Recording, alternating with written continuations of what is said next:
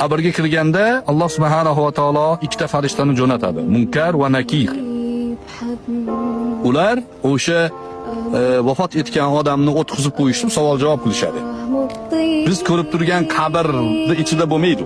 Lekin barzah olamida xuddi shunaqa qabr holatida savol-javob bo'ladi. Shaklini bilmaymiz, lekin Rasulullohdan kelgan hadis shu. O'tkazib qo'yib, jon unga qaytib kiradi, savol-javob qiladi farishtalar. O'shanda man robbuk deydi. Robbing kim? Siz Robbim Alloh desangiz, birinchi imtihondan o'tdingiz.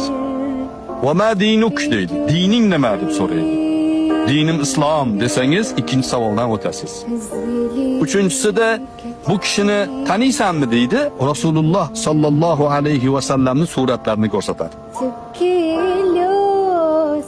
O'sha ko'rgan paytingizda siz dunyoda sunnatlarga amal qilib, Rasulullohni yaxshi ko'rib, u kishini